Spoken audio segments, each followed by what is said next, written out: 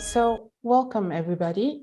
My name is Dr. Folashade Souley and I'm the principal investigator of the Africa-China working group at CORA. And more specifically, the project's name is Shaping the Future of Africa-China Engagement.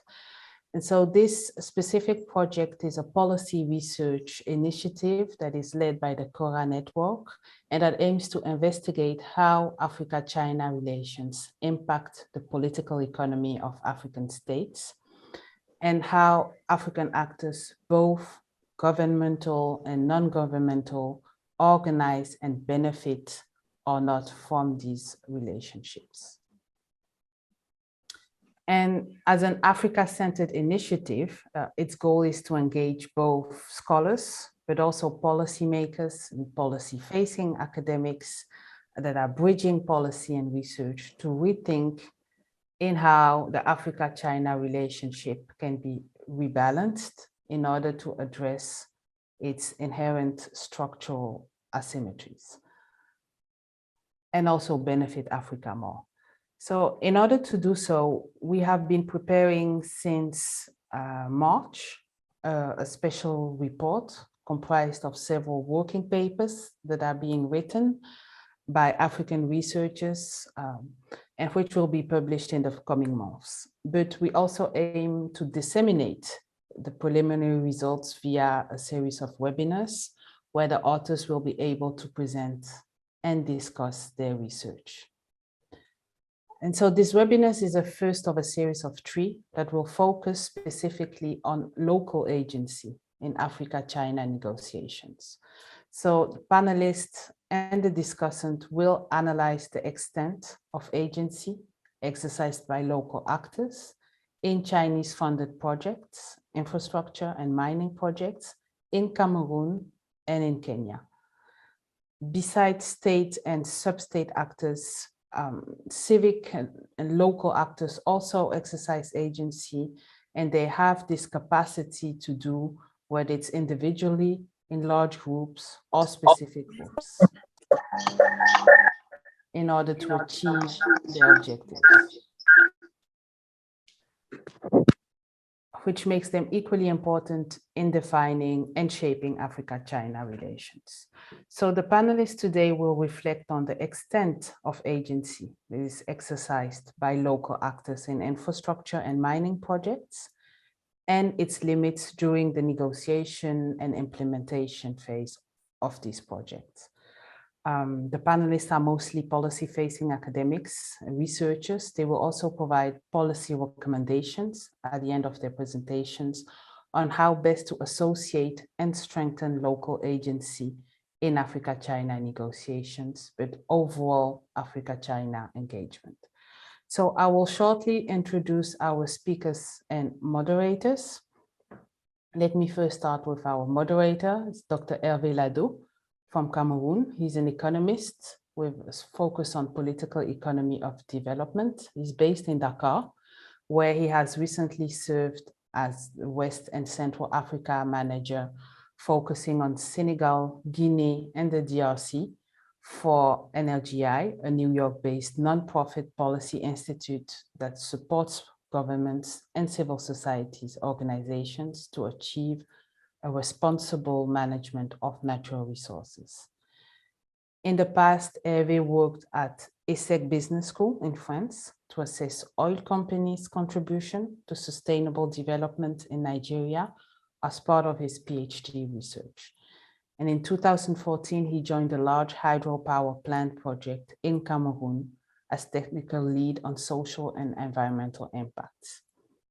Before that, Hervé has also served as a trade advisor within the French Economic Diplomacy Network in Africa, and he's a professor of economics, corporate social responsibility, and business ethics, and has authored several publications on the role of corporations in Africa's development. One of our panelists is Merlin Brice Mbessania. He's a doctoral student, a second-year doctoral student in history and international relations at the University of Yaoundé in Cameroon. and his research focuses on South-South cooperation and on Africa-China relations within the Forum for Africa-China Cooperation. His previous work focused on Cameroon-Brazil relations from 1960 to 2018. He's also actually a fluent Portuguese-speaking student. And as a member of the Africa-China Working Group of CORA, he analyzes in his research the effects of the involvement of Chinese companies in the exploitation of mines in Eastern Cameroon. And our second panelist will be Dr. Oscar Otele. He's based at the University of Nairobi in Kenya, where he doubles as senior lecturer at the Department of Political Science and Public Administration, and as the Afrobarometer National Investigator at the Institute for Development Studies. So Dr. Otele has researched extensively on Kenya's politics, Africa's international relations, China-Africa relations, China's foreign policy, with several journal articles published by African Affairs, African Studies Quarterly, the South African Journal of International Affairs, and the African Review. And he has also published several policy papers with global think tanks, such as the Council on Foreign Relations, but also SAIA in Johannesburg and the Mercator Institute for China Studies in Berlin. He will be the first to present his research, and we will first be listening to your presentation, Oscar. Thank you very much. Thanks, Falashoda, for such a wonderful introduction. And I will start by appreciating your effort in coordinating this initiative. And I'm glad to be part of the team that are joining this conversation this evening. Participants, I like to share my thoughts around the extent of local agencies in the case of Kenya. And as you can see on my screen there, is an attempt to find out whether these local agencies, in a sense, is limited. Remember, Falashade asked the extent of local agencies in various contexts. Now, in the case of Kenya, I would like to share the manifestation of local agency in two projects I picked in my country. This is transport infrastructure. In the case of standard gauge railway, phase 1, from Mombasa to Nairobi, which was completed in May 2017, sorry. And then the second project is a Garissa Solar project. Now, because of time, for the starters who are following the conversation, I may not really go into the project description, but to highlight the main areas that we'll be discussing. And we are looking at manifestation of these agencies along phases of project development, right from negotiation to implementation. And we can only achieve this by appreciating the institutions and actors and how that involves basically appreciating governance model between Kenyan actors and their Chinese counterparts. Now, of course, since its inception and the discussion around SGR as a transport infrastructure project began in 2022, to be precise, even though the talks had begun way earlier.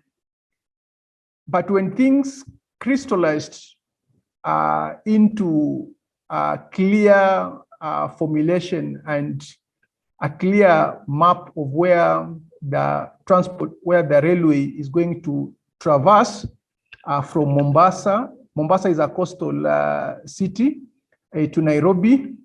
And that came at a point when Kenya government had just promulgated a new constitution, and we had a new actors coming on board at the local level, county government. These are devolved units.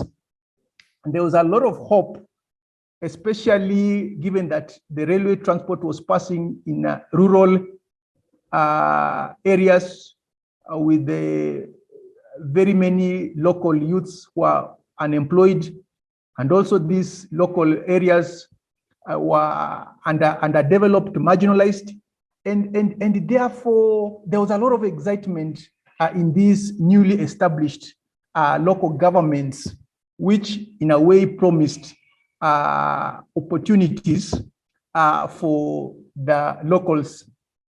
In a sense, then we start seeing politics of anticipation exciting the masses at the local level.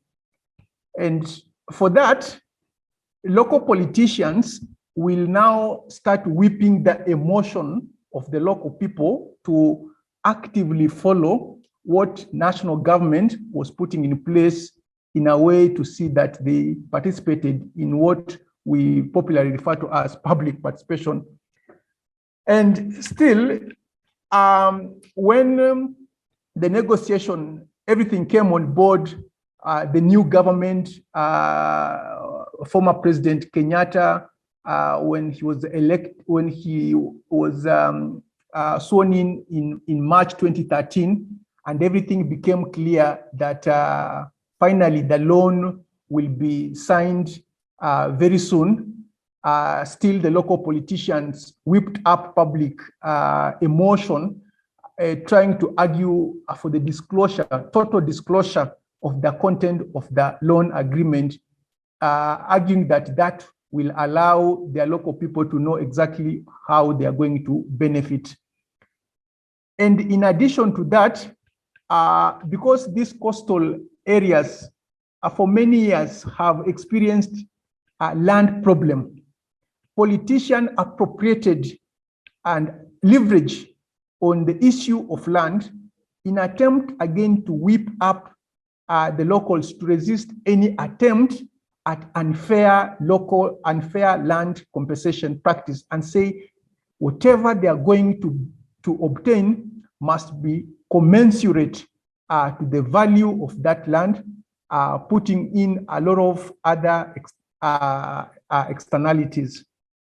Now, what about the non-state actors at that particular time?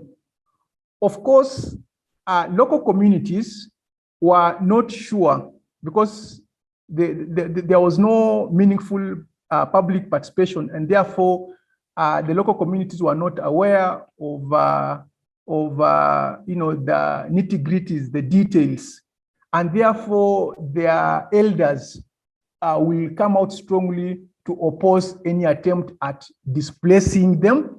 They put a strong case for a violation of ancestral land rights. In the same vein, civil society organizations in coastal region, particularly environmentalists, come out strongly to oppose the planned projects, arguing that that will actually encroach on the ecosystem, the water sources, wildlife, among other related issues. Now, when finally, in May 2013, when the Chinese government, through China Export Import Bank, Exim Bank, inked the deal and the implementation process began, we see a new form of resistance building on what had begun at the negotiation level. And as the newly established county governments were establishing institutions and mechanisms, they will also now start to flex their muscles against national government, arguing or rather insisting on inclusion of local content. And mostly they said that since these local governments are rich in sand, they will be well placed to supply sand during the construction of SGR. Eventually, their demands prevailed.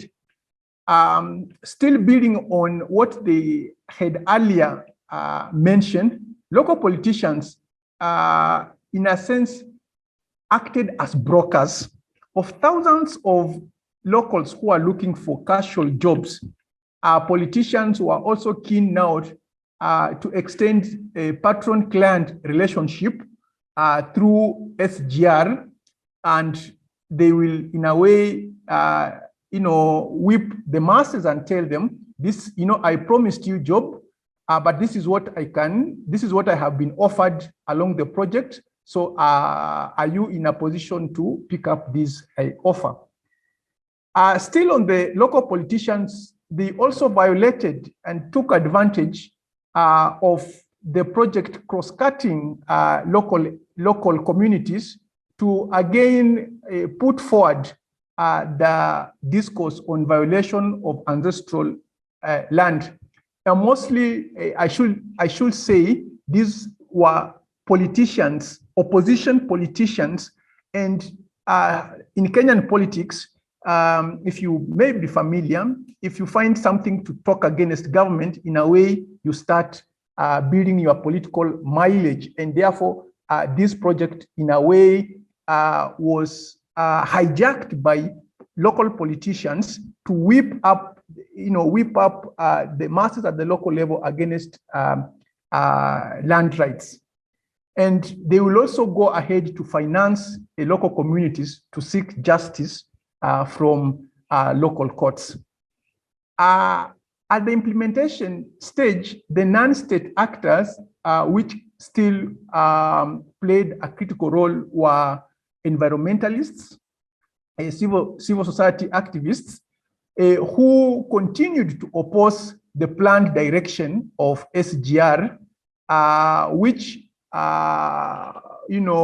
was initially cross-cutting one of the largest national park, and because of the voices, the local voices, and mobilizations that they did at the coastal, in the coastal region, that also gained momentum, and the national government through Kenya Railway Corporation and CBRC were able to redirect the route so that the national park was not divided as initially conceived. Now, turning to my second project, the Garissa Solar Project. This is the energy sector. Again, unlike SGR, which enjoyed political backing. SGR enjoyed political backing. The president was seen as the champion of the project. This one did not enjoy that national backing, and therefore, even at the negotiations, rather took a long process.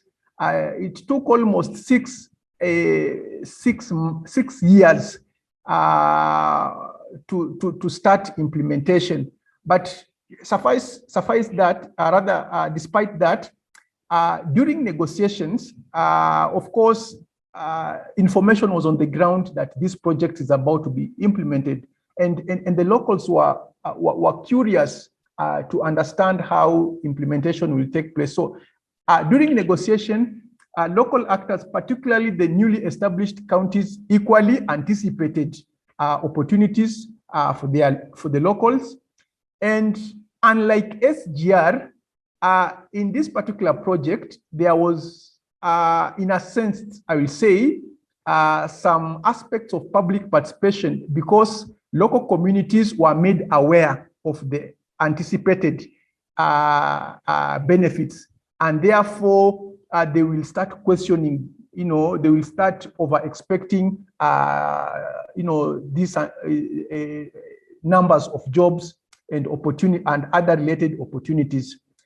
To add that the project is located in the upper part of the country, which is mostly a pastoralist, and the local administration now came out strongly to argue that pastoralists and farmers should be compensated adequately because they keep on moving, and in many cases, their movement will occasion friction with the project, coverage, and therefore argued for a proper compensation. Now, at the implementation, the actors that came out strongly in relations to the local involvement were local licensed persons when there appeared to be tension between unfulfilled promises, especially among the locals. So the licensed persons were employed and, in a sense, will manage expectation and saying, well, government is doing everything within its reach, and therefore rural electrification authority will be able to, working closely with the Chinese company, will be able to manage, allow locals to also get opportunity to learn how the project is being implemented, but more importantly, getting those casual opportunities. Non-state actors who came out strongly to position their voices were expressed through the shifting interests that followed after 2017 election. Remember, the project began first immediately after 2013. So newly, we had a set of leadership. Now, after 2017, a new set of leadership came in and found that the project was being implemented. So shifting local interest elicited some local interest, and those local interests now will start putting in new demands to Chinese companies, and of course, the national authorities mandated to implement, to oversee the implementation. Local stakeholders bringing together communities living within the county also pushed further for the implementation of the anticipated benefits. And finally on this was that there was an attempt to have structured engagement, which saw local representative communities comprising of local leaders and local community representatives to now start negotiating in a more structured manner in terms of how the locals can go about enjoying the anticipated benefits. So all said, just in the interest of time, to move straight to the recommendation of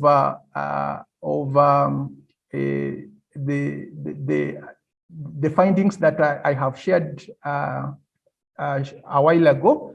We are saying that there is need for all local contracts, all loan contracts, of major infrastructure projects to be publicly disclosed and included in a publicly accessible database. This is what is a main challenge in many Chinese-funded projects, that even locals first, who are the last point, who are the final consumers, are not aware of the contents of the agreement. We also say that there is need to design robust protocols that reflect future commercial value of land to ensure fair and inclusive land questions and relocation. I'm sure land problem is not just in Kenya, even in Africa, maybe Ethiopia to some extent, because of the communal land land projects that are overseen by the state. But I want to believe that land issues are a major problem in many African countries, very emotive.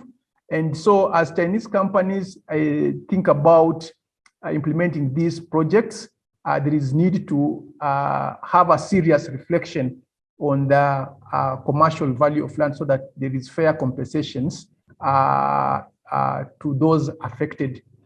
A third recommendation is more involvement of civil society, organization and community representatives in the project planning at the planning stage from the inception in order to avoid resistance. And of course, this resistance has a spillover effect to project completion. And of course, as we are aware, if project is not completed in time, there will be no value for money because repayment will be due, and the African governments will be allowed to start repaying loans, and yet the project delayed to complete. Specifically in the case of Kenya, we had a local content bill in 2018, which was not enacted. And for the purpose of this paper, I'm urging the new government, which is just 2 months old, is it not even 1 month old, to maximize, to quickly enact this so that we can ensure there's a maximum possible transfer of capacity and knowledge from Chinese company to Kenyan firms. And also a new government should move quickly to strengthen our tax laws to ensure that local firms can also compete fairly with their Chinese companies so that they can equally get opportunities to implement local projects. Thank you for the opportunity. Thank you. Thank you very much, Dr. Oscar Otele, for this very complete but also concise presentation at the same time. I would like to remind all of those listening that the paper, the Cora paper that will be discussing all these results by Oscar will be published next month in November. So please stay tuned. Our second speaker is Merlin Brice Bessania. He is from the University of Yaoundé 1, and he will be presenting in French. Please also note that you have translation options here in Zoom. You can access them from your screen, either in French, English, or Portuguese. So, Merlin Brice Bessania, c'est à vous. Je vous laisse la parole pour la présentation de vos résultats. Merci. Alors, merci, Dr. Flachadé, de m'avoir passé la parole. Chers enseignants, chers professeurs, en vos rangs et grades respectifs, condisciples et distingués invités, une fois de plus, bon après-midi. Alors, la présente communication vise à édifier le public sur l'exploitation minière camerounaise à visage chinois dans la localité de Kambélé.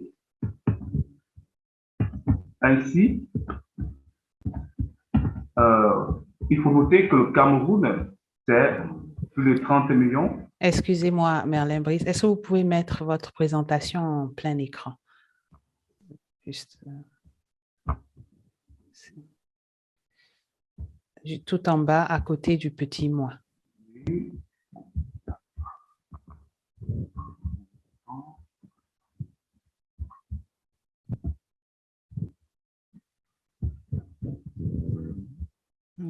Non, c'est le petit diaporama qui est à côté du moins.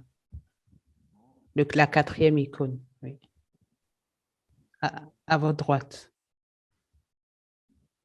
Encore à droite. C'est juste à côté du moins. Tout en bas.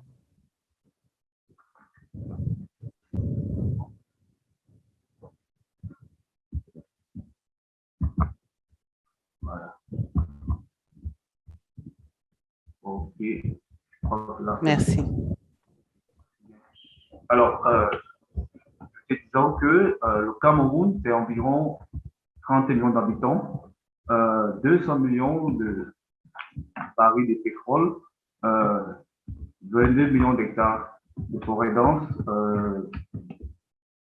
un important stock de gaz, d'or et de diamants encore inexploités. Alors, cela a intéressé, cela a attiré l'attention et la convoitise de certains pays émergents, tels que la Chine, qui, dès 1999, a mis sur pied, via Outre, une politique d'externalisation de leurs entreprises qui visait à aller gagner des parts de marché à l'étranger et ravitailler leur industrie qui est extrêmement dépendante des ressources naturelles et des matières premières. Alors, ce fait a coïncidé avec la réforme de la politique minière au Cameroun dès l'an 2000. Alors, on a assisté à un déploiement des entreprises minières chinoises avec une multiplication des projets d'exploration et de production dans les principales zones à fort potentiel du pays, telles que Kambélé, dont le potentiel aurifère est estimé à environ 100 tonnes d'or et de diamants. Alors, la présente communication gravite autour d'une problématique centrale qui est celle de savoir comment est-ce que les autorités locales participent-elles au renforcement de la présence d'entrepreneurs miniers chinois à Kambélé. Tout à côté d'elles se greffent des questions subsidiaires, telles que dans quelle mesure peut-on affirmer que les entreprises minières chinoises qui exercent à Kambélé contribuent à son développement économique et social, ou encore l'autorité et les populations locales sont-elles des spectatrices passives face aux violations de la législation camerounaise en matière d'exploitation minière commises par les investisseurs chinois, ou encore, que pouvons-nous faire pour inverser la tendance actuelle qui ne semble pas bénéficier aux communautés locales? De ces interrogations, en découlent des hypothèses dont la principale stipule que les acteurs locaux usent de diverses stratégies en vue de grainer les ressources chinoises, aussi bien humaines, matérielles et financières, pour l'exploitation du potentiel minier de Kambélé, tandis que l'hypothèse secondaire numéro 1 nous renseigne sur le fait que les opérateurs miniers chinois participent au développement socio-économique de Kambélé à travers l'augmentation de l'emploi salarié et la construction des infrastructures, quoique cela s'accompagne des mauvaises conditions de travail, des dégâts environnementaux et l'accaparement des terres. Par contre, l'hypothèse secondaire numéro 2 nous indique sur le fait que l'arrêté préfectoral et les actes de protestation des populations riveraines sont des signes de vitalité qui montrent que les forces locales ne sont pas passives face aux défis que pose l'extraction chinoise. Même si la régularisation des travailleurs camerounais, la nécessité de fournir des équipements de protection aux employés et l'octroi d'une meilleure formation, la prise en compte de la pertinence du triumvirat pouvoir public, opérateurs miniers chinois, communautés locales, entre autres, peuvent être des pistes à privilégier pour une approche juste de la question qui devra prendre en considération les intérêts des employés et entités locales. Alors, pour réaliser cette communication, l'on a fait appel à la méthode qualitative et utiliser les théories telles que l'interaction stratégique et le transnationalisme. Ceci nous amène dans la première grande articulation de notre travail qui porte sur l'implication des acteurs locaux dans la sédentarisation des entreprises minières chinoises à Cameroun. Alors, ici, il est question de comprendre que la présence des entreprises chinoises est rendue possible par l'entremise de certains agents locaux qui procèdent par deux mécanismes, c'est-à-dire le premier, le contournement des dispositions légales du code minier, et cela est sous-tendu par le lobbying des autorités traditionnelles, administratives et même financières que l'on retrouve généralement dans le parti au pouvoir. Et en retour, elles reçoivent des présents et faveurs de la part des entrepreneurs chinois. Alors, le second mécanisme est celui de la sous-traitance, qui est favorisée par le manque de capitaux et de compétences pointues de la partie camerounaise, mais aussi et surtout les liens étroits entre le pouvoir de Yaoundé et les investisseurs chinois qui confirment l'hypothèse de Victoria Lecoeur, qui pense que l'État a procédé à une délégation contrôlée, c'est-à-dire elle décide de mettre à disposition les richesses naturelles du pays à des sociétés étrangères sans toutefois déroger ou en circonscrivant le contrôle de ce gouvernement minier au sein de l'espace présidentiel. Alors, l'étude, l'enquête de terrain a révélé quelques entreprises minières qui exercent dans le localité de Kambélé. Alors, comme sur le tableau suivant, on peut constater qu'il y a environ 13 entreprises, dont 8 appartiennent à des Chinois, 2 sont des cas de joint venture et 3 appartiennent à des Camerounais. Alors, la présence de ces dernières ne se fait pas sans conséquences, car d'une part, nous avons des externalités, disons, positives, telles que l'emploi de la main-d'œuvre locale, et conformément au tableau qui s'affiche devant nos écrans, on constatera que les populations locales ou bien les ouvriers employés dans les mines d'or appartenant aux Chinois occupent des positions, occupent des fonctions qui ne nécessitent pas nécessairement une certaine maîtrise de l'extractivisme proprement dit. Alors, nous avons aussi la construction des stades de classe et des forages. Alors, cette image nous rappelle que ici, nous sommes à Cambé-les-Croix où se déroule la majeure partie de l'activité extractive. Alors, de gauche à droite, les bâtiments les plus vétustes tels que celui dont le curseur pointe a été offert par une opératrice minière chinoise au nom de Madame Lou. Alors, le suivant, c'est Monsieur Wang qui s'est naturalisé, bien évidemment. Et le dernier est un don du PNDP, c'est-à-dire le Programme national de développement participatif. Alors, d'autre part, il est à relever des externalités positives, négatives, c'est-à-dire les mauvaises conditions des employés locaux qui se caractérisent par l'absence de contrat de travail, les traitements inhumains et dégradants, l'hébergement précaire. Alors, la photo ci-après nous montre le logement de certains ouvriers au système de l'entreprise de Menchen à Cambé-les-Croix. Alors, à côté de cela, nous avons l'écocide qui se matérialise par la déforestation, la pollution des cours d'eau et aussi la pollution atmosphérique. Alors, la dernière image, vous voyez des populations riveraines qui se ruent vers des déchets. Alors, ces déchets ont été rejetés par les ingénieurs chinois, mais ce que les populations qui voient en ces déchets une aubaine ne savent pas, c'est qu'à travers des aérosols qui ont été contaminés au zinc, au cyanure, elles pourront développer plus tard des pathologies pulmonaires et même aussi des difficultés à enfanter pour les femmes. Alors, à côté de cela aussi, nous avons l'accaparement des terres des populations locales.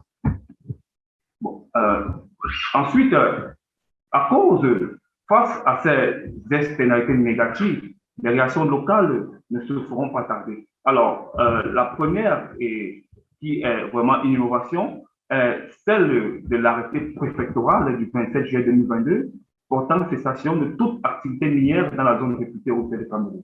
Ensuite, nous avons les actes de protestation des populations locales qui se manifestent le plus souvent par des barricades, des blocus visant à stopper ou freiner l'activité des ingénieurs chinois. Alors, cela nous permet d'aborder la dernière épine du travail qui porte sur les perspectives et les recommandations. Alors, parmi celles-ci, elles sont nombreuses, mais nous avons mis l'accent sur la contractualisation des employés locaux, la fourniture des EPI, entendez par là équipement de protection individuelle et l'octroi d'une meilleure formation, la fermeture des sociétés dégradant l'environnement, la considération de la pertinence du pouvoir public, opérateur minier chinois, communauté locale, l'opérationnalisation de la Société nationale des mines, la fabrication de champions locaux et enfin l'assainissement sectoriel du ministère des mines, de l'industrie et du développement technologique des Cameroun, qui est entraîné par des logiques de corruption et d'intimidation. Merci pour votre aimable attention.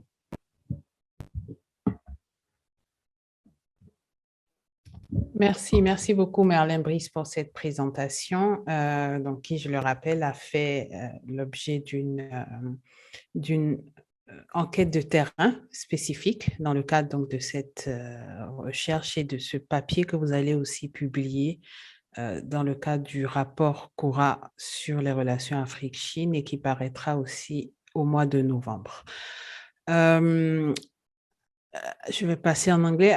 I will now leave the floor to our moderator, to our discussant, Hervé Lado, who will be providing comments to both presentations and both in English and in French, depending on the paper. Merci beaucoup, Hervé. Merci beaucoup, Fola Shade. Thank you very much, Fola Shade. Thanks to the Cora group for associating me to this event. It is a very important event, given the importance of local agency and the need for African countries to enhance local agency in those negotiations that are usually complex and sometimes and usually, let's say, confidential. I congratulate both authors who are addressing issues that are usually very complicated because of challenges in accessing data, in accessing stakeholders, who can be elites who don't want to be under the light and at the national level as well as at the subnational level. I also commend your work because they have analyzed, explored local agency, including at the subnational level, which is far more demanding. I've been asked to provide some comments so that we can identify some areas of improvement before the publication. But before jumping in that section of my intervention, I would like to point, starting with Dr. Otele's important paper, to point what I've learned, what I've liked, what is really, in my view, interesting to bear in mind. Knowing that, Dr. Otele, it is my perception, my analysis, and please take it as a contribution that is subject to this discussion and not a recommendation as a per se, as we are all scholars, so it is a contribution. Let me start with what I've learned from your paper, Dr. Otele. It's about local agency, the interaction between Chinese actors and local communities, benefits the locals obtain from the interaction and resultant challenges. And definitely, I like very much that focus on subnational local communities, agency. I believe those stakeholders are too often downplayed or ignored in such important negotiations. Your paper reads very well, very fluidly, and with an appropriate high-level language, though you will need to review, I believe, the second half of the paper to reduce some typos. What do Chinese partners bring to the negotiation or to the project? I understand it is they provide first finance, technology, know-how, technicians, so manpower. They bring in railway standards, especially on the railway project. They bring in the companies that are awarded markets in Kenya. And they build strong relationships and strong buy-in from highest authorities in the country, so to fast-track projects, and they also adapt to or support national political agendas.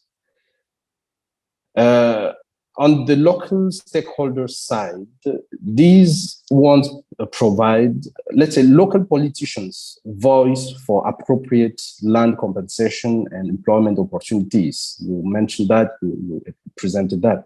Community members protest against land acquisition processes when it is unfair, and to request local development projects, which, for example, led to setting up a committee on local development in the Garissa Solar project. The project affects also national local politics and power balance. For example, with President Kenyatta himself instructing his Minister of Land to settle the disputes on land acquisition for the railway project. Another example is the national political electoral agenda influencing the fast tracking of the railway project. And there is also an impact on the nature and the size of local benefits being influenced, that are influenced by local elections outcomes.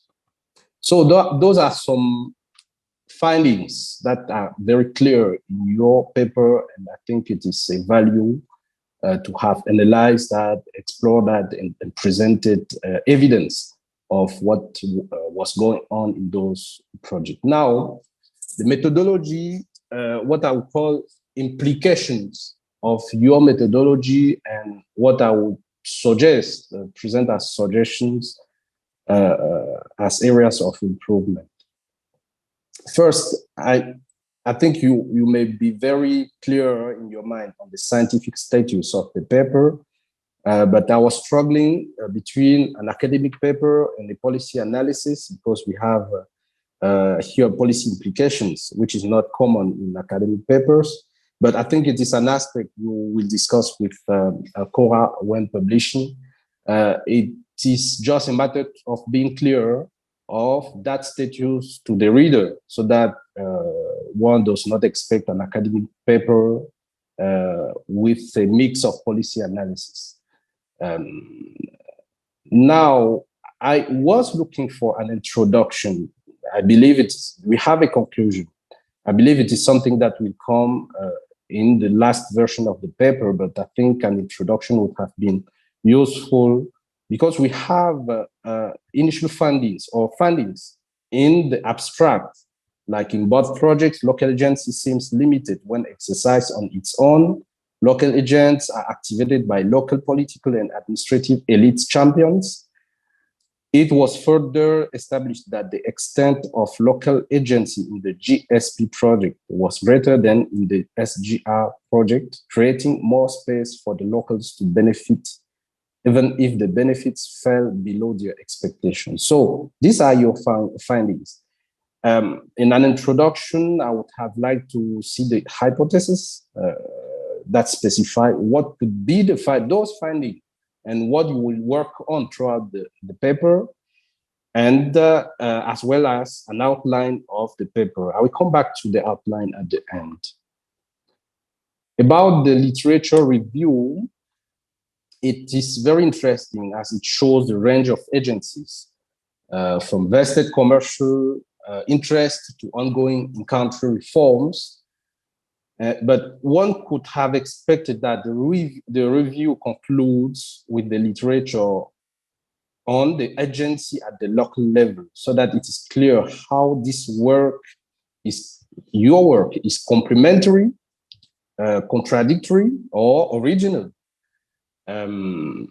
Namely, and if you claim an academic structure of the paper, the literature review could have explained the scientific controversy that this work is joining or addressing. I'm sure you understand very well what I mean as a scholar.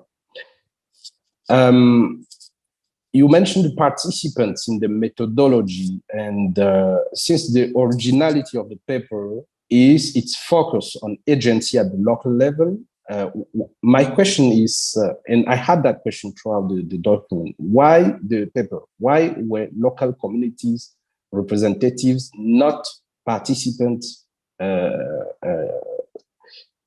If civil society organizations that are mentioned as participants are seen as representatives of local communities, I think it may be a mistake, since civil society organizations have their own agendas, as you know, that can be, and you developed a lot in the presentation, oral presentation, your role, the agendas that can be different from local communities' agendas.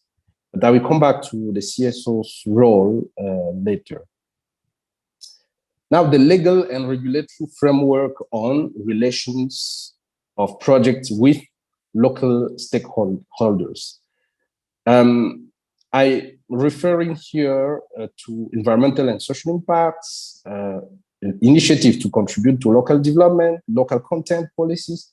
In my view, ruling on local agency, meaning relations with local stakeholders, expectations of all parties, commitment on both sides, benefits, grievance mechanisms. This is the foremost expression of the local agency, ruling on that. So having a legal and regulatory, exploring that legal and regulatory framework, I believe, in fact, it sets the influence that local stakeholders can mobilize. It organizes that influence.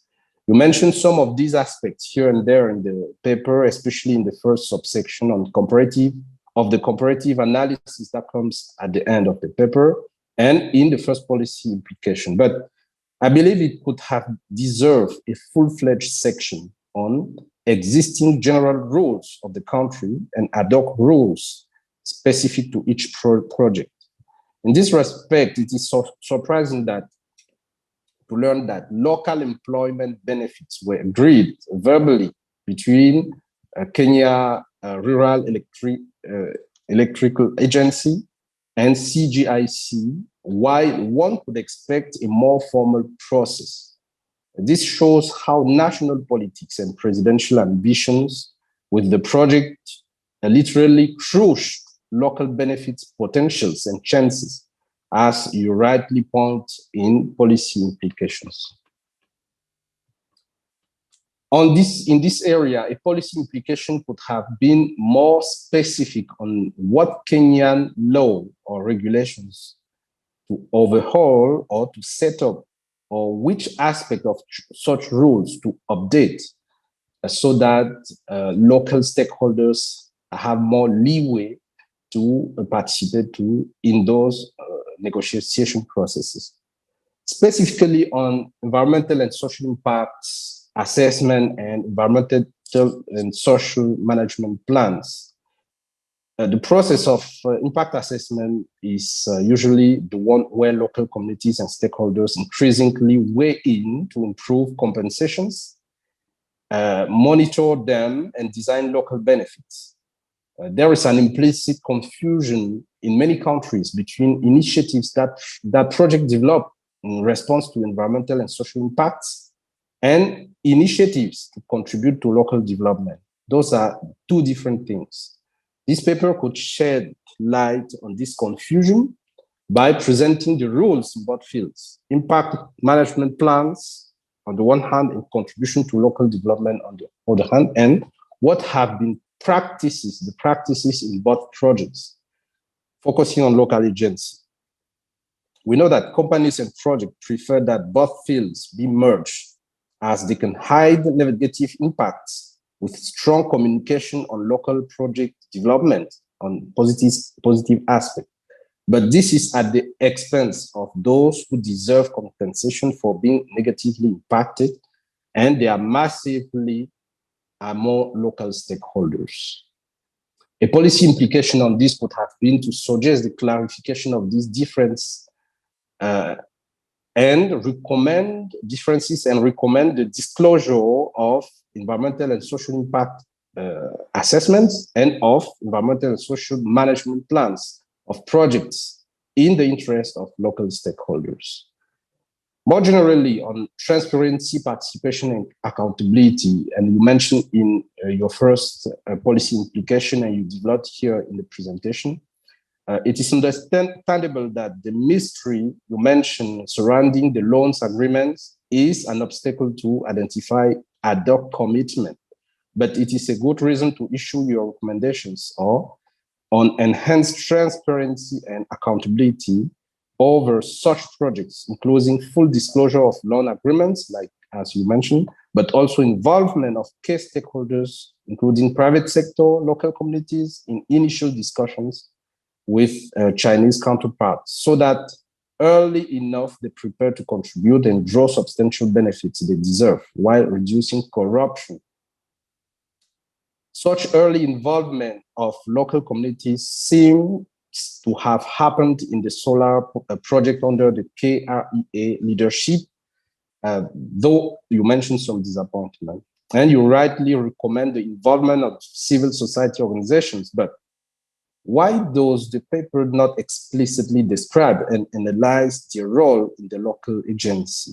We were more, let's say, vocal in the oral presentation than in the big paper. We all know that this role is usually key for local agency in communities, where civil society organizations used to train people to conduct mass outreach on what is at stake, to raise interest and consciousness of people's rights, to produce reports, recommendations, and lead advocacy. Such developments could have also suggested some new approaches to CSOs, if any, for more impact of local agencies. To close my comments on your paper, dear Dr. Otele, the outline of the paper. The first half of the paper is quite informative on the literature and the context of the project, but the reader ends this first half before starting the very aim of the paper, which is the local and subnational agency. The first half could be dramatically reduced to focus on development that address local agency. To be honest, I like very much the discussion on local agency in the last section. I would have even merged both projects in a comparative analysis throughout the paper, starting with a section 1 on literature review and analytic theoretical framework, if any, your hypothesis, a few lines of description of both projects, a section 2 on the legal framework of local agency for both projects in Kenya. What is in the rule, the law, the regulations. The last section would be this comparative analysis of local agency in both projects with deeper developments on each policy implication, not only on the first one as it appears in the paper. Thank you very much, Dr. Otele. Dr. Folashade, I believe I will continue directly with... Yes, if you could concisely give your comments on to Merlin Brice, and then we will open the floor for questions and the discussion. Okay. Thank you. Thank you, Folashade. Yes, let's accelerate. cher monsieur Nia, je vais y aller en français, comme votre papier était en français.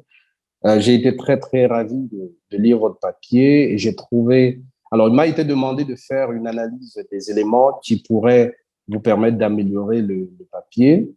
Je peux ne pas aborder tous les aspects ici et si vous le souhaitez, je pourrais vous transmettre quelques écrits par la suite. Alors, ce que j'ai appris dans un premier temps, d'abord, c'est un travail de terrain. Je voudrais vous en féliciter avec interaction avec les parties prenantes locales, utilisation des verbatims, du matériel photographique, un inventaire détaillé des acteurs. Il manquait presque les numéros de téléphone. Mais alors, un aspect de ce que j'ai appris, c'est la stratégie des acteurs chinois. D'abord, ils mobilisent l'expertise et des fonds.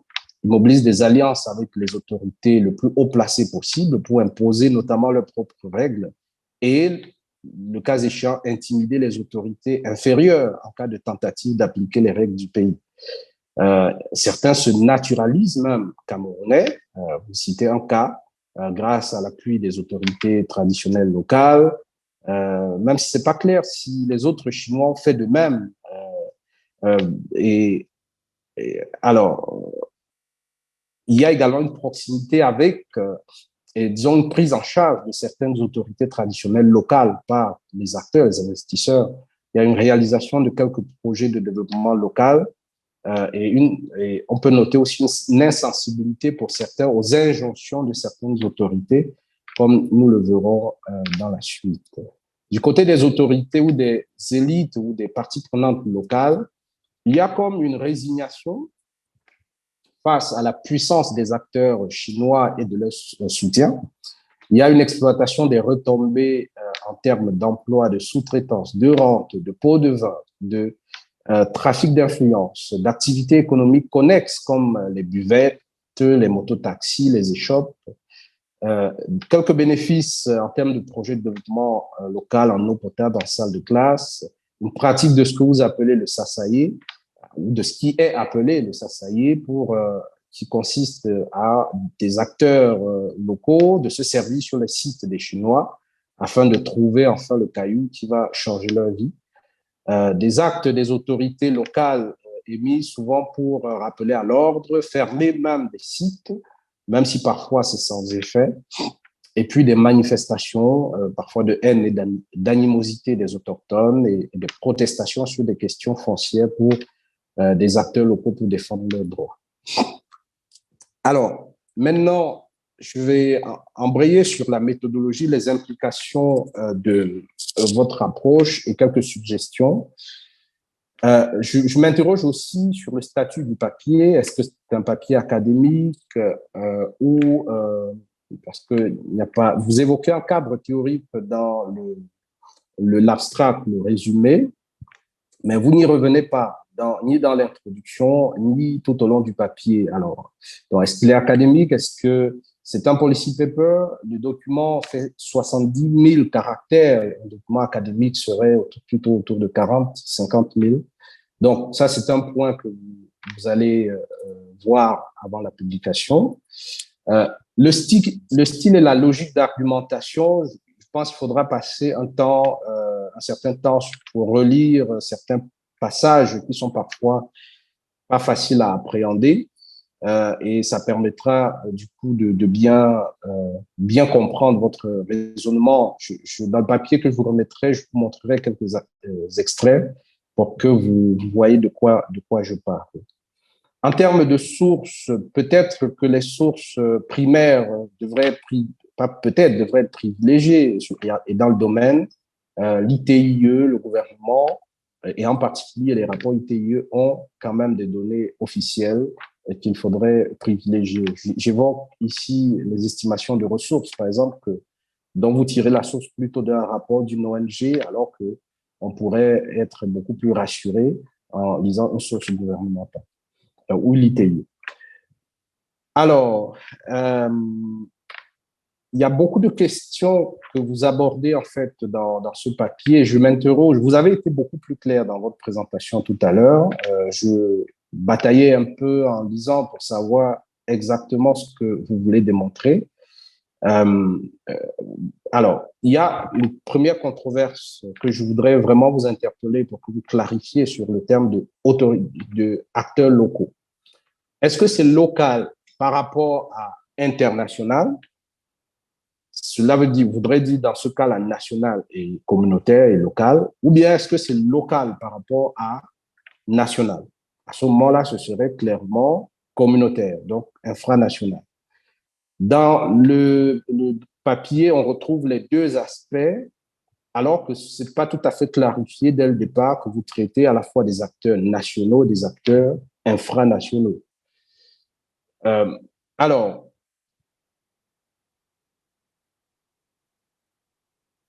sur ce point-là, il est important véritablement de noter que les dynamiques des acteurs infranationaux, je pense que je ne vous apprends rien, vous avez fait les enquêtes de terrain, les dynamiques sont vraiment différentes parce que les moyens sont différents, les agendas sont différents et les résultats sont souvent différents entre les acteurs communautaires infranationaux et les élites qui sont des acteurs souvent nationaux, même si ce sont des gens qui sont originaires très souvent de ces communautés. Donc, identifier ce différentiel de dynamique pourrait vraiment affiner davantage votre analyse dans le texte. Alors, pour rester sur la question des... Alors, un exemple, en note 21, vous déclinez acteurs locaux en élite politique, administrative, financière, autorité traditionnelle, qui se retrouvent généralement membres du parti au pouvoir. Or, en même temps, dans quelques phrases plus haut, vous évoquez comme acteurs locaux à prendre en compte les intérêts des employés et des entités locales. Donc, vous voyez que c'est pas tout à fait clair cette question de local, et il est important d'être clair pour que le lecteur vous suive sur l'analyse des dynamiques des acteurs.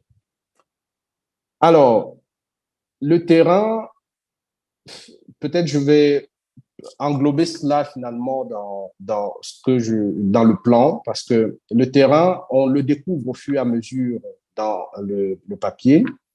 Il aurait été plus intéressant de le présenter dès le départ pour qu'on comprenne. Est-ce une mine industrielle ou artisanale? On comprend que c'est de l'or. Les ressources estimées, les investisseurs présents, le nombre d'exploitants. On devine au fil de la lecture qu'il s'agit de la mine semi-mécanisée, la petite mine. Voilà. Alors, en ce qui concerne la revue de littérature, la courte revue de littérature semble assez sélective et se concentre sur le rôle de la Chine, comme si aucun travail, ni au Cameroun ni ailleurs, n'avait mis en exergue le rôle des acteurs locaux, communautés, ONG, organisations de la société civile, organisations à base communautaire, alors qu'il existe une puissante littérature sur le rôle des acteurs publics, des OSC de ces communautés, venant du CAPAM, qui est devenu Sonamine, enfin, qui a été intégré à la Sonamine, des organisations de la société civile comme Relufa, Publiez ce que vous payez, FODER, et divers universitaires. Alors, il y a un terme qui rejoint, alors je regarde pour ne pas prendre beaucoup plus de temps, ce que je peux rassembler. C'est le terme de RSE qui apparaît à un moment donné dans le document, dans une phrase qui est ce qui veut dire en d'autres termes que la RSE des compagnies chinoises dans cette zone est axée sur l'éducation et le facile accès à l'eau potable. Alors, je pense que pour ce travail qui s'intéresse véritablement aux acteurs locaux, il aurait été intéressant de définir ce terme de RSE, qui n'a pas une définition universelle aujourd'hui. Il y a plusieurs approches. Et vous le pointez pourtant bien, réduire la RSE à des dons aux populations sans invoquer une étude d'impact environnemental et social, un plan de gestion environnementale et sociale, face à ce que vous appelez écocide, est un laisser-aller qui interroge au sein des communautés, qui interroge le rôle des autorités, des citoyens, et vous auriez pu analyser ces manquements sous l'angle de l'agence, qui est notre sujet ici. Qu'ont fait les autorités pour encadrer la RSE? Qu'ont fait les parties prenantes nationales et locales pour suivre l'implantation et rendre les activités des investisseurs win-win sur la durée. Alors, en ce qui concerne le plan, et je m'achemine vers la fin. La deuxième et la troisième partie pourraient faire une seule, car il s'agit en fait de deux faces d'une même pièce, les impacts négatifs d'une part et les réactions locales d'autre part. Or, en fait, le but de ce travail est d'analyser les actions et réactions nationales et locales. Donc, chaque partie du travail devrait directement traiter de ce sujet. D'ailleurs, la partie 2 ne parle pas que des effets et traite déjà en avance de la réaction des populations qui, sous l'effet du dynamisme minier, qui suit l'implantation des Chinois, développent une activité de mototaxi, d'épicerie, ainsi de suite. Le lecteur pourrait d'ailleurs vivement souhaiter en savoir plus sur la manière dont ces activités connexes soutiennent, entretiennent, favorisent ou au contraire entravent les activités des acteurs chinois. De même, la partie 3 ne traite pas que des réactions locales, mais les met en vis-à-vis des effets, donc la fusion serait plus que logique. Alors, je vais terminer avec les recommandations qui vont dans le bon sens, hein, globalement, mais elles ne traitent pas suffisamment le cœur du sujet qui rend possible tous les autres manquements. C'est-à-dire quoi? La corruption, le clientélisme, le trafic d'influence et qui se font en toute impunité. Alors, en ce qui concerne la corruption des autorités des élites, il y a une recommandation pour la divulgation des bénéficiaires effectifs, y compris dans les rapports ITIE. Cette recommandation revient dans la plupart des pays, au Cameroun en particulier, et l'adoption d'une loi aurait pu faire ici l'objet d'une analyse. Est-ce que c'est un projet? Qu'est-ce qui freine pour que ceux qui nous écoutent comprennent bien les bénéficiaires effectifs sont ceux-là qui sont titulaires, in fine, des bénéfices liés à un titre minier.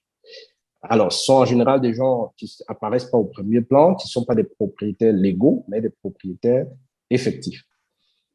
Alors, le cadre juridique, donc je l'ai évoqué tout à l'heure, publier les textes d'application du code minier, peut-être aurait pu être une recommandation, une analyse du cadre législatif réglementaire, de sa capacité à catalyser l'influence des parties prenantes locales, aurait facilité cette recommandation en identifiant des aspects précis attendus.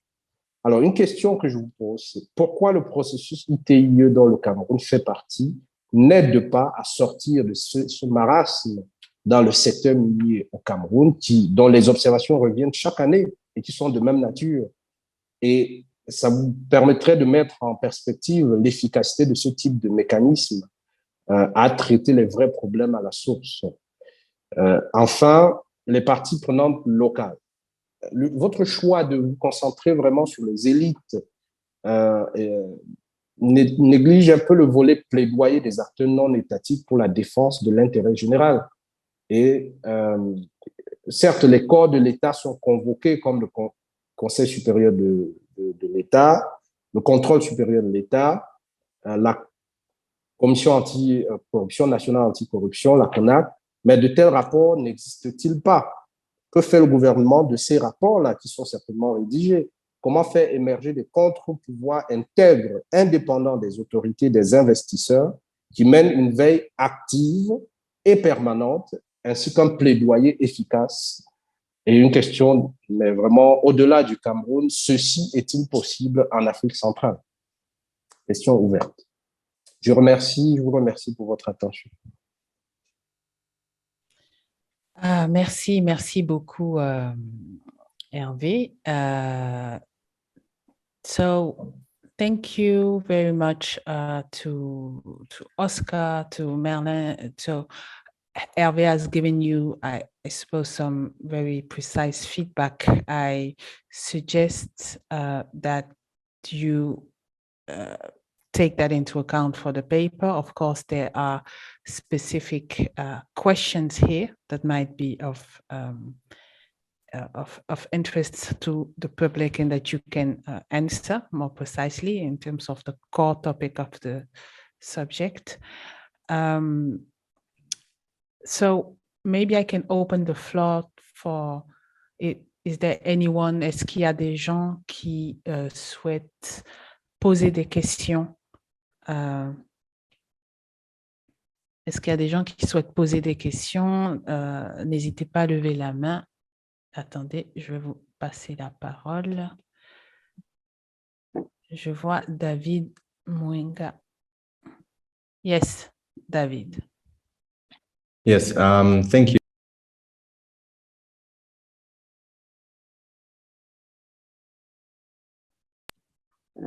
Can you hear me? Yes, I can hear you.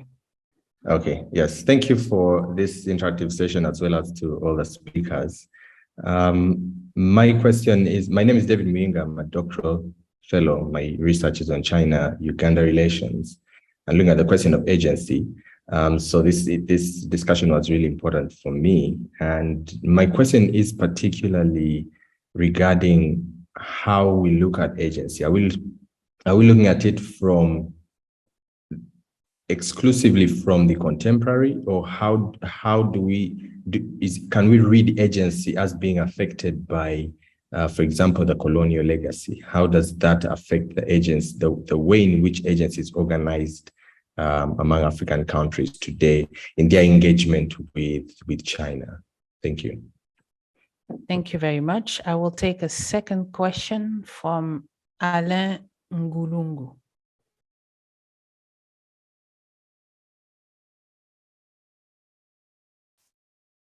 Alain? Merci beaucoup. Merci Hervé pour cette merveilleuse intervention. Effectivement, je suis Alain Parfait-Ngulungu, je suis basé à RDC, je suis enseignant d'université, chercheur. Depuis plus d'une décennie que je m'intéresse à la question, à la problématique Chine-Afrique.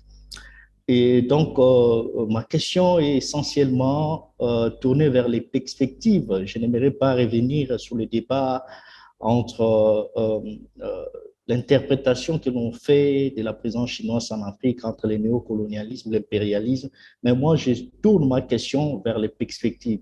Y a-t-il moyen, sur base de l'expérience de coopération Chine-Afrique, de pouvoir penser, repenser ces liens-là, que ça ne soit plus des liens de dépendance qui entretiennent la corruption, les catastrophes écologiques, la prise des contrôles des médias, comme on le voit dans d'autres pays, mais que cela soit des liens d'interdépendance dans une perspective de développement, qui soit un développement durable entre les deux parties, c'est-à-dire entre la Chine et l'Afrique, pour construire un grand rêve des pays en voie de développement.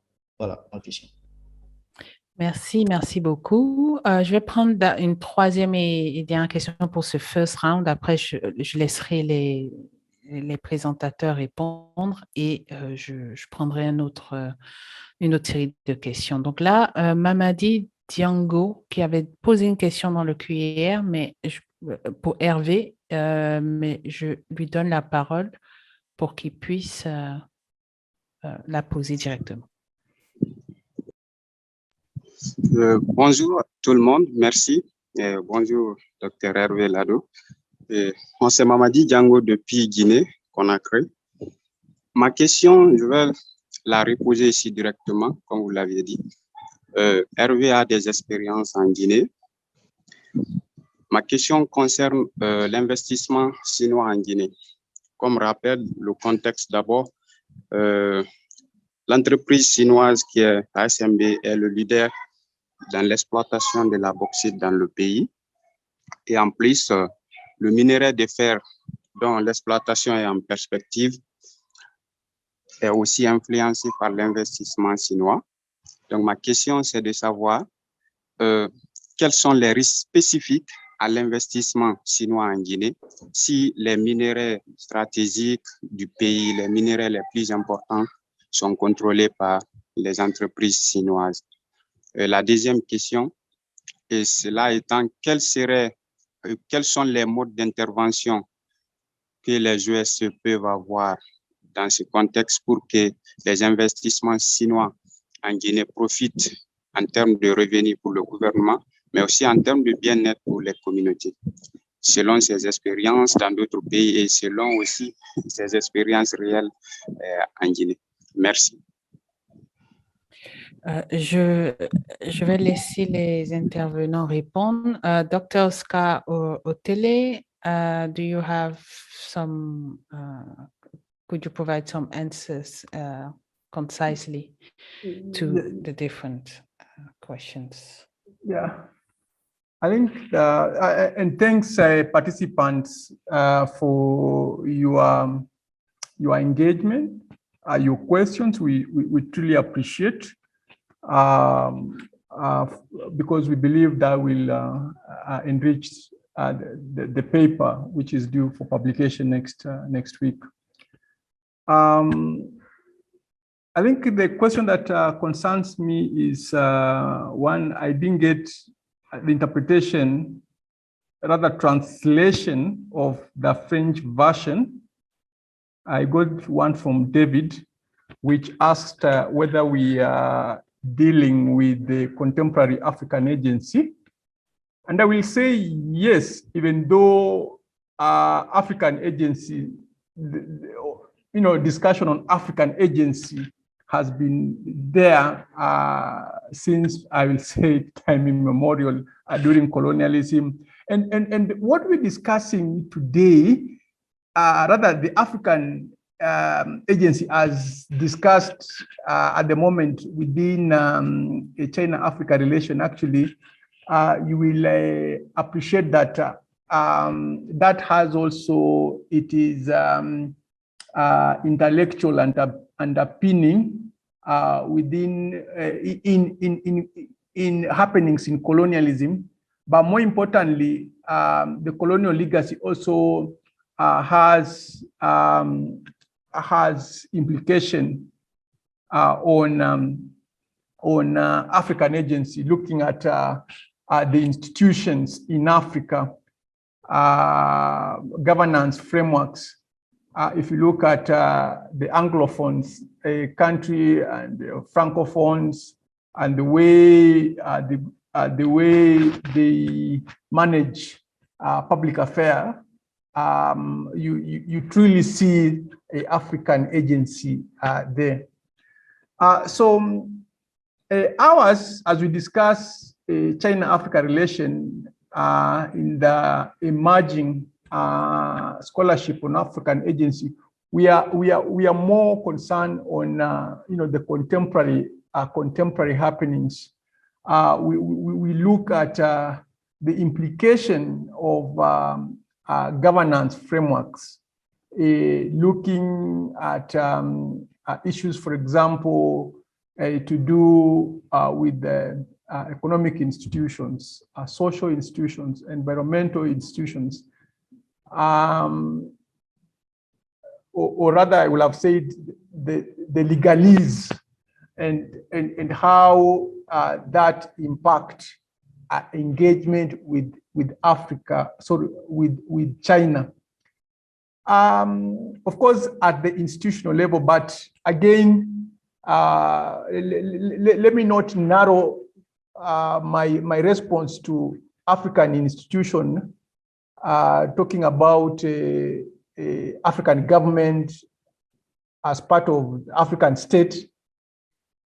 And there are also other components of African agency that we also need to appreciate, like, for example, the civil society, all right, civil society. The African populace, local community, you're talking about local community, but also again at the continental level, the role of, for example, continental bodies like African Union, how they have contributed, how they have positioned their voices within the ongoing interaction with China on the continent. So we are more into contemporaries. Fola Shade, back to you. Thank you. Merlin Brice, vous avez quelques réponses aux questions qui vous ont été posées. Vous pouvez réactiver votre micro. Alors, déjà, ces questions sont très pertinentes. Bon, concernant la conception de l'agentivité, en fait. Alors, ce qu'il y a lieu de savoir aussi, c'est que l'agentivité ne doit pas, n'est-ce pas, être considérée comme agissant uniquement ou bien dans un seul sens, c'est-à-dire les acteurs étatiques. Ça doit être une combinaison, une synergie d'action, d'influence et de négociation qui implique autant les acteurs du secteur public que privé.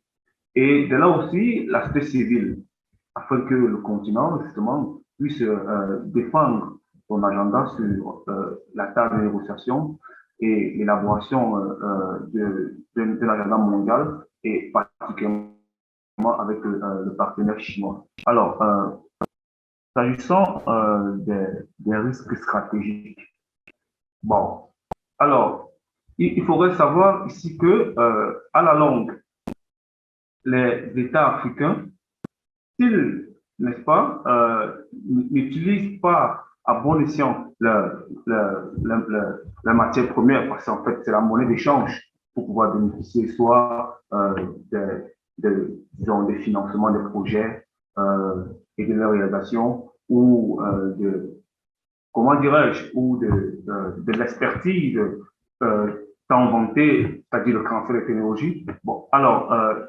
on aboutira à une situation où les États africains, n'est-ce pas, ne pourront plus, une fois que ces ressources expirées, ne pourront plus avoir, comme c'est d'ailleurs le cas, maudire sur la table. Donc, il faudrait justement que les pays africains utilisent d'autres mécanismes ou pensent réellement à savoir où est-ce que sont les intérêts et comment est-ce qu'ils devraient employer l'outil matière première dans les discussions avec le partenaire chinois. Merci, merci bien. Hervé, une question spécifique t'avait été posée aussi. Est-ce que tu voudrais y répondre? Et après, je vais prendre une autre série de questions de la part du public. Merci. Oui, merci Fola Chadé. Pour tout vous dire, j'aurais préféré laisser la primeur aux deux présentateurs, mais comme c'est une question qui m'est adressée directement, merci Mamadi pour cette question. Je vais essayer d'apporter quelques réflexions. La question, c'est sur les risques spécifiques lorsque les Chinois sont investis en Guinée et à ce point, notamment sur des projets aussi emblématiques comme que Simandou, qui est un projet d'exploitation de fer, comme on le sait ici, de taille mondiale et qui est attribué, il y a 2 grands blocs, il y a 4 grands blocs et 2 attribués à les 4 d'ailleurs intègrent des intérêts chinois à divers niveaux. Alors, ces projets sont en cours, bénéficient déjà d'un permis d'exploitation et sont attendus. La première production est attendue en 2027, si tout va bien. Alors, ces projets sont les plus importants jamais connus dans le pays en Guinée, d'où probablement l'inquiétude de Mamadi. Les risques, ce que je peux évoquer, c'est lorsque vous avez des acteurs comme ceux-là, qui ont un intérêt premier à importer de la matière brute, la matière première brute, parce que la Chine, qu'est-ce qu'elle fait à l'étranger? Pourquoi elle va rechercher des permis de matières premières minières à l'étranger? C'est pour servir les industries de transformation en Chine. Alors, donc, le premier intérêt n'est pas de transformer localement. Le premier intérêt n'est pas de construire l'industrie nationale dans les pays d'exploitation. Or, là, c'est le premier intérêt des pays africains, de pouvoir à la fois exporter peut-être une partie brute, mais surtout, à partir de leurs ressources et de plus en plus, donc, construire une industrie nationale. Donc, il y a ce risque-là de voir des promesses, comme on l'a vu en Guinée depuis plusieurs décennies, des engagements de transformer localement, ne pas se réaliser parce que ce n'est pas dans l'intérêt premier de ces entreprises chinoises. Ça, c'est un premier point. Le deuxième point, c'est les pays pourraient avoir peu de bénéfices, générer peu de bénéfices de leur mine. Parce que l'acteur chinois qui arrive est connu pour amener des financements souvent importants, comme on l'a vu en Guinée ces dernières années, comme on l'a vu au Cameroun dans ce que M. Nia a présenté et comme on l'a vu au Kenya dans ce que Dr Otele a présenté. Ils viennent avec des financements importants, gigantesques à l'échelle des pays hôtes, qui sont tels que ces financements vont financer à la fois les infrastructures, qui font, dans le cas de la Guinée, pratiquement 2/3 des coûts du projet, et la mine. Ça veut dire qui finance reçoit les dividendes. Donc, qui recevra les dividendes? C'est la partie chinoise principalement. Donc, il y a ce risque-là pour les États qui ne sont pas prêts à mettre de l'argent sur la table sur des projets miniers, de faire venir des acteurs puissants, financièrement puissants et politiquement puissants, qui exportent immédiatement l'essentiel des bénéfices de ces projets miniers. Le dernier point, c'est sur les OSC, les organisations de la société civile, quels moyens mettre en œuvre, faire ce plaidoyer-là de l'engagement de l'État, notamment à financer aussi le secteur, à mobiliser des financements pour le secteur. Ça peut être via le budget national, c'est difficile parce que c'est de gros montants en général, soit via des véhicules financiers ad hoc, comme créer un petit fonds d'investissement et s'appuyer là-dessus pour aller rechercher des fonds sur les marchés internationaux. Pour la Guinée, ça va être un peu difficile. Pour le Kenya, c'est tout à fait possible. Pour le Cameroun, c'est tout à fait possible parce que ces deux pays vont déjà sur le marché de Londres, vont déjà lever des fonds sur les marchés internationaux. Alors, un point qui commence à émerger dans l'opinion publique, c'est pourquoi les ressources minières appartiennent à l'État. Pourquoi les ressources minières appartiennent au peuple, donc gérées par l'État. Pourquoi ceux qui sont dans des communes, des communautés riveraines, ne se constituent pas en partie prenante à part entière qui s'assierait autour de la table et disposerait même d'une partie du capital de la société qui va exploiter.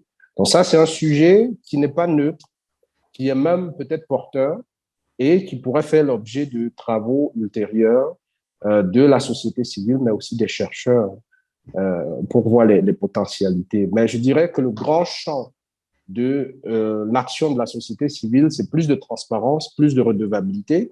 En Guinée, il y a des acteurs qui ont tellement fait du plaidoyer que une société à intérêt chinois qui avait mis dans son contrat que les études d'impact environnemental et social et les plans de gestion environnementale et sociale sont confidentiels, a fait un rétropédalage pour dire « Ah non, non, non, on ne va pas appliquer cela. D'ailleurs, le gouvernement a raison de vouloir rendre tout cela public. » Et effectivement, la Guinée a déjà rendu public, pour le moment, c'est visite sur site, les études d'impact et les plans de gestion environnementale et sociale. Et la prochaine étape, c'est de les mettre en ligne pour qu'ils soient accessibles à tout le monde et utilisés par la société civile et les communautés pour défendre le droit. Merci. Merci beaucoup, Hervé. Merci, Merlin Brice. Thank you also, Dr. Oscar Otele. I will now take another round of questions. We have about 20 minutes left, so please raise your hand here. And okay, great. First will be Christian Géraud. You can either speak in French or in English.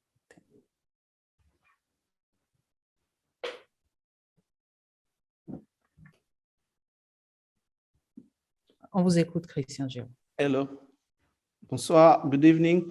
My name is Christian Géroneima. I'm the Francophone editor of the China Global South Project. We cover China engagement in Africa and in the Global South. I had few questions. I think I'm going to ask them straight in English, so we don't need a translation for that. The first question, it's more related to Brice and maybe to Hervé Lado. That may help with that questions. Like when it comes to gold exploitation in Africa, across the continent, we tend to see the same kind of behavior from different stakeholders, coming from the Chinese themselves, from the civil society, and from local politicians and national politicians. We tend to see the same trend of corruption.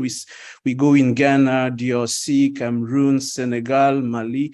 We tend to see the exact same kind of behavior. So my question would be, this kind of behavior stems out of the nature of the gold operation itself, or it's trend to a different factors that would explain this kind of behavior across the continent? Because when it comes to different minerals, the Chinese, they behave when you come to cobalt and maybe nickel or maybe uranium elsewhere in Namibia, the behavior is different. So when it comes to gold operation, we tend to see the kind of same behavior among the actors? What would explain that? The second question, more related to Dr. Otele and everybody else, when it comes to agency, in case of Kenya, we saw how much the willingness of politicians to abide by the law allowed the local politicians to further their agenda and to allow this local agency to happen. But when it comes to different countries in Africa, and in case of Hervé Brice, when he was presenting, he mentioned the fact the willingness of local politicians not to abide by the law, how the law was violated so many times, there was not followed. And when you go to different countries in Africa, you also see the same case.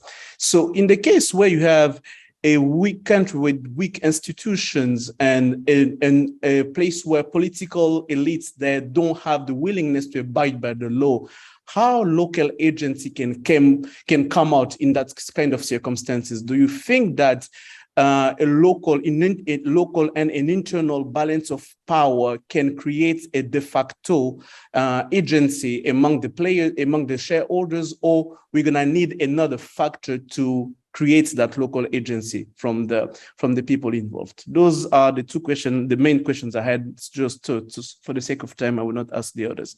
Thank you. Thank you very much, Christian Giraud. Abdul Razaougoudine, please ask your question. Posez votre question, s'il vous plaît.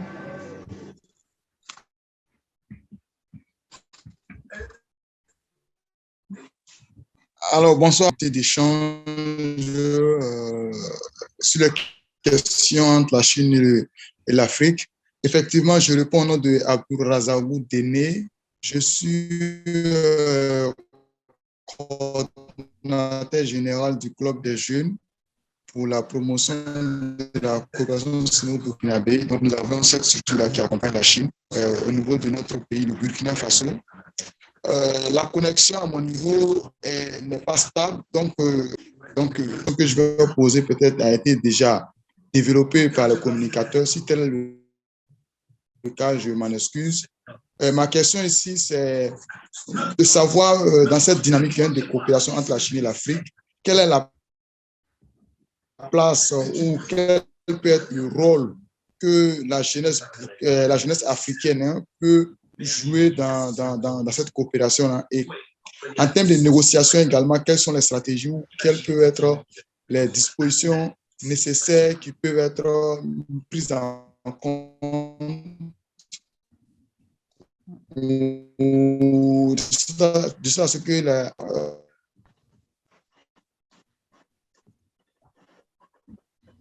Alors, je crois que du coup, la question de Monsieur Abdul Razaougo avait à faire avec quelle implication possible pour les jeunes dans les négociations et plus largement les relations Chine-Afrique. Le son n'était pas très bon, donc si vous avez une question plus spécifique, monsieur, n'hésitez pas à la mettre dans le box. On a, je crois, un petit souci sur ces deux dernières questions.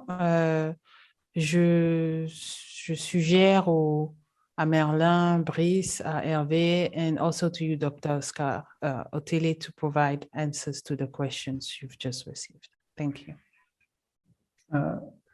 Thank you once again for your wonderful questions. Again, back to the question on agency. 2007, was it 2007 or 2006? around there.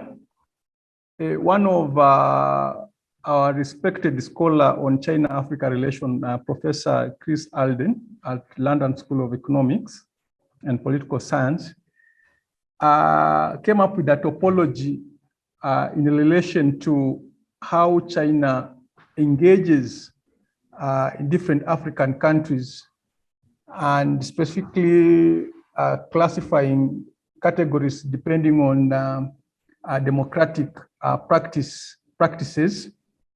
The countries that were more open, relatively open, and closed. And his conclusion was that countries that are relatively open, for example, Kenya, South Africa, Zambia, then Nigeria, somehow Kenya, somehow then, in a way allowed institutions, and we are talking about the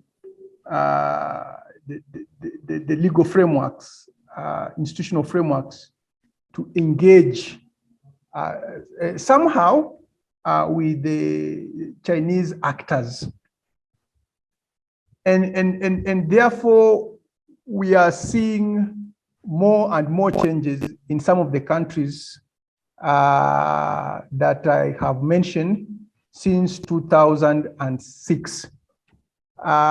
Kenya, with one of the comprehensive constitutions in the region, have actually opened provisions for public participation, and we are seeing citizens at local level being very vigilant as far as implementation of projects concerned. And of course, our politicians also acting as the conveyor belt, using their representative role to activate the masses to come up and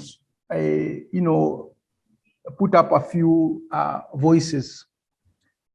I think it's I'll say time has passed, and we need to revisit situations on the ground and see some of the recent advancements in terms of expansion of political space on African continent, and how that builds into our subject matter, African agency, and how China also targets these different countries with different political systems. I want to believe Fola Shade and other researchers working on this, if we revisit and sort of come up with changes in what I have mentioned, we'll be in a position to build on Alden's seminal work in 2007 in terms of seeing how that change is contributing to African agency, particularly with relation to China-Africa engagement. But tentative hypotheses we can propose, at least based on our own understanding of what we expect in an open political system with the functional institutions. Obviously, we will want to see that Chinese actors are also complying with the expectation. And so is the case in systems that are relatively closed. The beauty, as Kamode and our late brother Taylor once said, China is a flex. I'm just forgetting the word, but ability to be flexible. Yeah. flexing in different contexts. China ability to read the local context. If you are very strict and you want to comply and you're putting in place strong mechanisms, China will comply. Yeah, China will comply. And so it's up to African governments to ensure that they put in place appropriate measures to ensure that civil society are also active and local people at the local level are also actively engaged in the implementation of the infrastructure projects. Thank you. Thank you very much. Merlin Brice, vous avez quelques éléments de réponse? Okay. Alors, oh, là, vous entendez. Voilà, c'est mieux si vous pouvez parler. D'accord. Alors, concernant la question de M. Christian qui mettait un point sur le type de comportement lorsqu'il s'agit des transactions aurifères. Alors, il faudrait d'abord savoir que que ce soit de la partie africaine, que ce soit la partie chinoise, le fait que les montants soient énormes, n'est-ce pas, peut pousser ou favoriser les principes, peut favoriser les logiques d'opacité ou de confidentialité qui parfois ne couvrent pas un assentiment assez clair ou bien favorable auprès de l'opinion publique.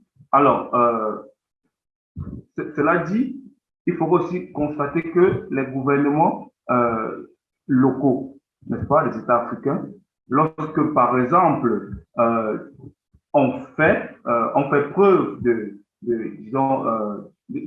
faillite dans la réalisation de leurs projets sociaux, alors, pour ne pas, par exemple, comment dirais-je, pour ne pas divulguer ou bien pour ne pas révéler réellement ce qui se passe au public, peuvent opter pour une logique d'opacité et cela entraîne directement des comportements indélicats, par exemple sur les vrais montants ou la rentabilité de certains projets miniers. Bon, voilà ce que je pouvais dire concernant la première question. Bon, la seconde qui traite du rôle de la jeunesse au sein des rapports Chine-Afrique. Alors, moi, je dirais simplement que les jeunes sont les héritiers et les nouveaux moteurs de relations bilatérales entre la Chine et l'Afrique. Alors, cela dit, la jeunesse africaine comme chinoise représente une source humaine importante au sein de la société civile, au sein des sociétés. Alors, elles agissent particulièrement dans le cadre des rapports Chine-Afrique comme des agents de changement social, de développement économique et de progrès. Merci. Merci bien. Hervé, est-ce que tu aurais quelques remarques? Je sais que tu es un discutant, mais ton expertise sur ces sujets. Oui, peut-être sur la question de Giraud, très intéressante sur la spécificité aurifère de la corruption observée dans plusieurs pays. Alors, est-ce une spécificité? Est-ce que c'est l'or qui s'y prête le plus? Je dirais qu'on le voit dans plusieurs substances, cette tendance-là à générer la corruption, mais l'or a cette particularité de générer une activité artisanale très, très forte. Pour la bauxite, il n'y a pas d'activité artisanale. Pour l'or, dans certains pays comme le Sénégal, l'activité artisanale est massive. Dans un pays comme la Guinée, parfois même 3/4 de la production nationale d'or vient de l'activité artisanale. Ce qui fait que ce domaine vous voyez, ça rapporte beaucoup, donc attire beaucoup d'intérêt et est très difficile à organiser ce type d'activité parce qu'il y a une multiplicité d'acteurs sur des terrains reculés où l'État a du mal à accéder et où justement les trafics vont se développer assez facilement. On le voit aussi sur le diamant, qui a une forte dimension artisanale aussi. Il y a très peu d'activités industrielles de production de diamants. Alors, je vais vous dire, pour la bauxite, par exemple, même si l'activité ne génère pas beaucoup de corruption de cette nature-là et de trafic d'influence de cette nature, on a pu quand même observer qu'en Guinée, et les autorités actuelles sont en train de s'attaquer aux questions de minoration de la valeur de la bauxite produite, même si c'est une activité industrielle, ce qui montre que même à l'échelle industrielle, là où l'État peut être très présent, il peut y avoir des pratiques avec des complicités au sein de l'appareil de l'administration pour qu'il y ait sous-évaluation des exportations, donc sous-évaluation des impôts à payer, sous-évaluation des bénéfices à reverser aux communautés locales. Merci beaucoup. Alors, je crois qu'on arrive à la fin de ce séminaire. Je voudrais remercier encore une fois les panélistes qui ont présenté donc leur papier en résumé ou des pans de leur papier, notamment sur la question de l'agencéité locale. Donc, comme vous avez pu l'entendre via Hervé, leur papier est beaucoup plus large que ça. Et donc, merci beaucoup à Hervé d'avoir fourni tous ces commentaires, d'avoir aussi participé au débat. Pour ceux qui voudraient en savoir plus, sachez que du coup, au mois prochain, au mois de novembre, il y aura les 2 premiers papiers de Cora qui seront publiés. Il y en a encore 6 autres, donc n'hésitez pas à suivre notre actualité. Il y aura 2 autres webinaires sur des questions aussi liées aux perspectives africaines, au rôle des acteurs africains dans les relations Afrique-Chine, mais sur des secteurs très variés, que ce soit la question des technologies, que ce soit la question aussi de l'enseignement et de la recherche, la question toujours aussi des infrastructures routières, et aussi plus largement aussi une autre question dont on ne parle pas assez, qui est la prise en charge des questions raciales dans les relations Afrique-Chine. Donc, c'est un rapport qui sera très varié en termes de thématiques, donc une bonne répartition donc, des thématiques, mais qui se centre vraiment sur le rôle des acteurs africains, qui formule aussi un ensemble de recommandations, parce que c'est vraiment l'objectif ici, c'est de toucher aussi des décideurs publics en montrant comment, à travers la recherche, on peut formuler un ensemble de recommandations qui leur seront utiles. Donc, merci à tous les participants, merci à tous ceux qui ont posé des questions, ceux qui ont participé au débat. N'hésitez pas à nous envoyer des questions directement et on espère vous retrouver très vite une prochaine fois. Merci beaucoup.